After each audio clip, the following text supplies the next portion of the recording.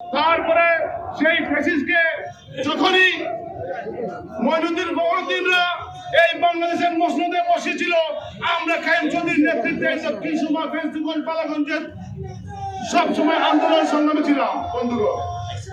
সেই ধারাবাহিকতায় আপনারা বিগত 5ই আগস্ট এই চণ্ডীপুর থেকে আমার প্রাণ প্রিয় ছাত্র সংগঠন সিলেট জেলা ছাত্রদলের সংগ্রামী সাধারণ সম্পাদক রয়েছে এই জায়গায়, সিলেট মহানগর ছাত্রদলের সংগ্রামী সাধারণ সম্পাদক ফজলে হাসান আব্দুল রয়েছে।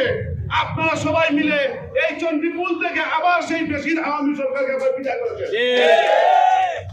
এই চণ্ডীপুরে আপনারা বিদায় করেছেন বিদায় আজকে টিপু আব্দুল সালাম টিপু গুলি খেয়েছে।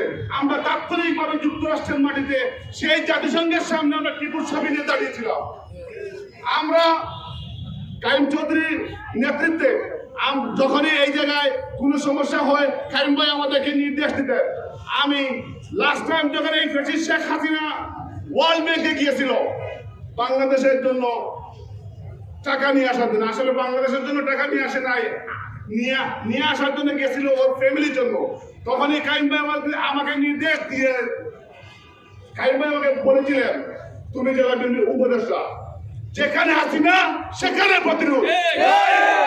যুক্তরাষ্ট্রের সবাইকে নিয়ে আমরা ওই দিন সিলেট জেলা বিএনপির ব্যানার নিয়ে ওই জায়গায় দাঁড়িয়েছিলাম এবং আপনারা সবাই দেখেছেন ওই জায়গায় আমরা বেশি আওয়ামী কারণে দাঁড়াইতে দেই নাই এবং সেই পরের দিনই আপনার সিলেট শহরে অনেকেই মামলা হামলার শিকার হয়েছে। ক্যাম্পেইন শুরু করেছেন আমাদের সাথে, তিনি সরাসরি বসেছিলেন স্কাইপের মাধ্যমে। এখানে অনেক নেতৃবৃন্দ সেই সময় উপস্থিত ছিলেন।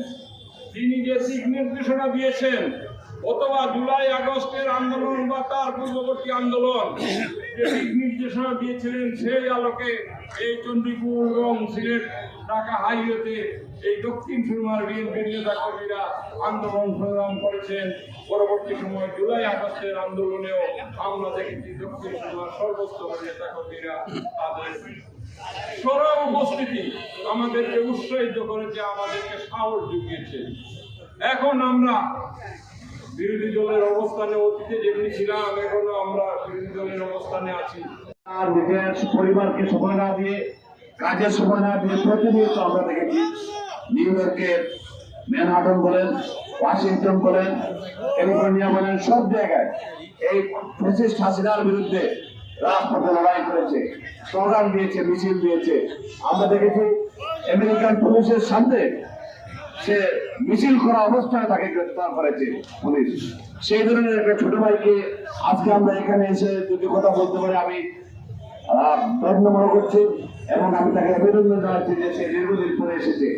এই দক্ষিণ সুরমার কৃতি সন্তান কামাল শাহ ছাত্র রাজনীতি থেকে উঠে আসা, আমি বিশ্বাস করি তার যে অবদান, সেই অবদানটুকু আমরা শহীদ বিরাট পরিবার তথা আমরা বিএনপি পরিবারের প্রতিটি সদস্য কৃতজ্ঞতার সাথে স্মরণ করবো।